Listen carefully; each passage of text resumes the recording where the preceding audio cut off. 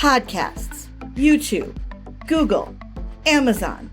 The amount of resources available to parents can be completely overwhelming, not to mention the problem of deciphering what's helpful from what's unhelpful. Well, today, I'm going to help you out by providing you 5 psychology-based books to help you become a better parent. Hi there, and welcome to my channel. I'm Kim Feeney with Butterfly Beginnings Counseling. I'm a licensed independent social worker and a registered play therapist supervisor. I have over 10 years of experience helping children and families to lead healthier emotional lives. If this sounds like your jam, consider subscribing and hit the bell for weekly notifications on the latest content. Understanding our little ones is the best gift we can give to them. And child psychology is more complex than it may seem. To be able to discern why your child makes certain decisions or feels certain things, and this understanding, coupled with your personal relationship and attachment to your child, can result in a profound appreciation for your child's uniqueness. That's why it's essential to understand the needs hiding behind the certain behaviors your child does, how their emotions work, and how their brains mature at each stage of their development. There are several thousands good books written for parents because good parenting advice is so important. Yet, parents' time to get the information they need is so limited. So today, I have taken the time to provide brief reviews of the books I believe will be worth the read. These books are written and backed by experts based on sound psychological foundations and backed by scientific research. They not only serve as great reads, as they are easy to understand, well written in a conversational style, with real-life examples and occasional humor to present a balanced perspective. You'll find they become great references that you can refer to back and forth frequently for engagement, encouragement, and problem-solving tips. Links to all of these books are available below in the description. The first book on our list is Positive Discipline, the classic guide to helping children develop self-discipline, responsibility, cooperation, and problem-solving skills by Jane Nelson. This book describes the key to positive discipline as not punishment, but mutual respect. The author coaches parents and teachers to be both firm and kind, so that any child, from a 3-year-old toddler to a rebellious teenager, can learn creative cooperation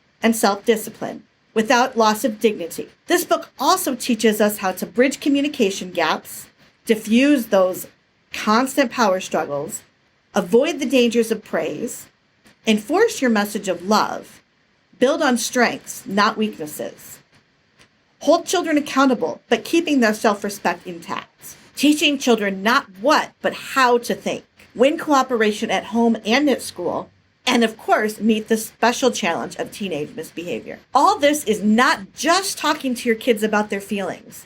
While emotional health is extremely important in gaining skills, in talking about and understanding feelings, and how to respond to them. And we need to respond to not just our kids' feelings, but our own as well. A true positive discipline response does not stop with just that feelings conversation. Positive discipline is solution-based parenting rather than punishment. So if you have a child not performing a family task, say cleaning their room, a positive discipline approach would be waiting until all the members of the family are calm and regulated. You want to, number 1, validate and understand why the child is choosing not to clean up their room. State the choices, again, within the boundary that you've decided. And then if the child still fails, you want a conversation between the parent and the child to come up with a solution to this problem. Working as a team, you can hold the child accountable and constantly come back to the question then, what was our agreement? What did we decide together? This gives them ownership in the solution and a vital sense of purpose and belonging to the family. Reading Positive Discipline helps you and your kids to feel as though you're on the same side, as though you are improving together rather than having the power struggles all the time and one of you having to be the winner and another one being the loser. The shortest message of this book is to empower rather than discourage. The next book we will discuss is The Whole Brain Child, 12 Revolutionary Strategies to Nurture Your Child's Developing Mind. And it's by Daniel Siegel and Tina Payne-Bryson. I would recommend any book written by these authors. But this pioneering practical book, the authors offer a revolutionary approach to child rearing with 12 key strategies that foster healthy brain development, which leads to calmer, happier children. Throughout this book, the authors explain and make accessible the new science of how a child's brain is wired and how it matures and develops, talking about our upstairs brain, which makes decisions and balances emotions. And in children, that's under construction until the mid-20s. Especially young children, the right brain and its emotions tend to rule over the logic of the left brain. No wonder kids throw tantrums or sulk in silence and give you the silent treatment. By applying these brain discoveries to everyday parenting, you can turn any outburst, argument, or fear into a chance to integrate your child's brain and foster vital growth. The whole brain child comes complete with age-appropriate strategies for dealing with day-to-day struggles. It shows you how to cultivate healthy emotional and intellectual development so that children can lead balanced, meaningful, and connected lives. Again, throughout this book, the authors clearly explain child developmental challenges with brain activity without a deep dive into the science. Reading this book makes you appreciate that our little ones can only do so much with the brain they have, and it's up to us as parents to be their guide to realizing their full potential. It's an easy-to-read book and contains much useful information. They give you the background science and age-appropriate solutions to each problem you may encounter as a parent. My favorite chapter is the one about tantrums and how to deal with them. They present all of their work within a mainstream parenting framework. I lost count of how many times they qualified their recommendations for empathy, connection, and communication with various iterations of course, children need to respect their parents' authority and no means no, alongside the assumption that all parents work, all kids are in school, and all remaining time is spent in extracurriculars. It's definitely a let's make relationships better from within the systems book. For me, this eye-opening book explains why children act the way they do and what's going on in their brains during that process. And the helpful refrigerator sheet at the end of the book reminds parents of the healthiest ways to handle and guide children. The next book we will be talking about is Parenting with Theraplay, Understanding Attachment and How to Nurture a Closer Relationship with Your Child. It's by Helen Rodwell and Vivian Norris. Theraplay is an attachment-focused model of parenting that helps parents to understand and relate to their child. It's based on a sequence of play activities rooted in neuroscience. Theraplay offers a fun and easy way for parents and children to connect. Theraplay is particularly effective with foster and adopted children. This book provides an overview of Theraplay and the psychological principles it's based on.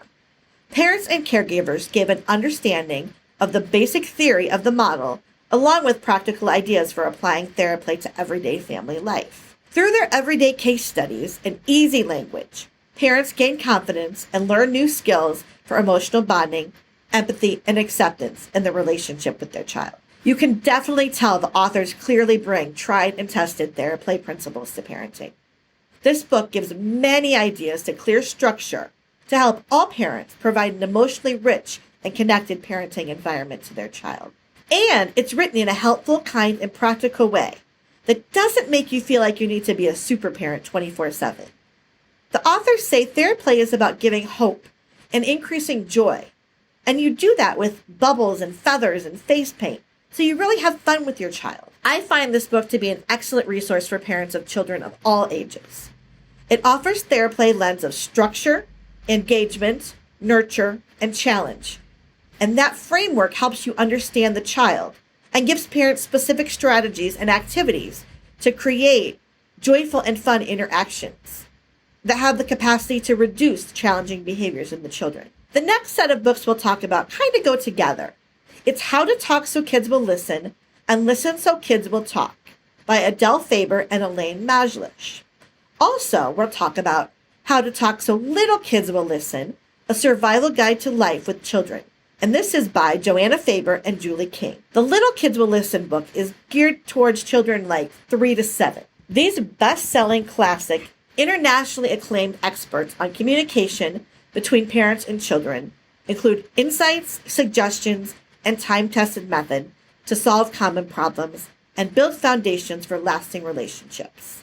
These books discuss and include innovative ways to cope with your child's negative feelings such as frustration, anger, and disappointment, how to express your strong feelings without being hurtful to your child, to engage your child's willing cooperation, to set firm limits and maintain goodwill in your relationship, to use alternatives to punishment that promote self-discipline, to understand the difference between helpful and unhelpful praise, and resolve family conflicts peacefully. The down-to-earth, respectful approach in these books make relationships with children of all ages less stressful and more rewarding. There are so many good examples in this book, like the one-word tip, the describe it, don't tell them what to do tip, and the write a wish list together tip.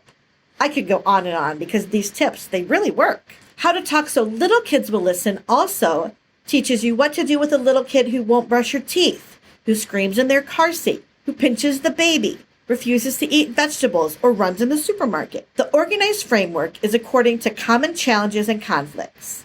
Its book is essential emergency first aid manual of communication strategies, including a chapter that addresses special needs of children with sensory processing and autism disorders. These books empower parents and caregivers to forge rewarding, joyful relationships with terrible twos, truculent threes, ferocious 4-year-olds, full-heartedly 5-year-olds, self-centered 6-year-olds, and the occasional semi-civilized 7-year-old. It helps little kids grow into self-reliant big kids who are cooperative and connected to their parents, teachers, siblings, and peers. There are lots of creative ways and examples to engage with our young kids when they are misbehaving or when you need to talk to them about their feelings. Again, this book is also full of real-world examples that the authors have gained from the classes they've done throughout the years. One thing I especially liked is the summary of each chapter at the end into bullet points. This is something you can easily print out and tape to your fridge for reference. The fifth and final book we will discuss is Honey, I Wrecked the Kids by Allison Schaefer. Again, Allison is an author I love and would recommend any of her books. In Honey, I Wrecked the Kids, Allison comes to the rescue of desperate parents everywhere. For those who've just tried about everything to discipline their kids, this book explains why children are resistant to traditional parenting methods and how only a new model for cooperation really works. As in the other books, it's full of real-life examples. It gives parents a deeper understanding of misbehavior and the parent's role in that misbehavior. It shies away from traditional behavior models of parenting and offers a humane, good-humored advice that will make parenting a manageable and, finally, a rewarding task. Allison makes this book interesting and not the normal blah, blah, blah of other self-help type books. She delivers the information in a clear and concise manner, gives you the tools to recognize why your child is misbehaving, tactics to deal with the misbehavior, and a whole new perspective not only on your children's behaviors, but of yours as well. I have found in my work that this book really helps parents understand the relationship with their kids from a new perspective. Kind of a dance where both the parent and the child are engaged that explains behavior, and behavior that has a purpose that serves the child's needs. This book is truly about raising your children, not about controlling them. It turns out that by empowering our children and allowing them to grow, the fights just magically stop happening. So that's my list. What are some of your favorite parenting recommendations? Drop them below in the comments. If you're looking for some more strategies beyond books to help your child go from tantrums to talking, check out my webinar, How to Support Your Child Through Anger, Sadness, and Worry, using the link below in the description. If you enjoyed this video, give it a thumbs up, subscribe, and share with a friend. On the screen are some other videos you may also enjoy. Thank you for watching, and wherever you are in your day, hug your child and make it a great one.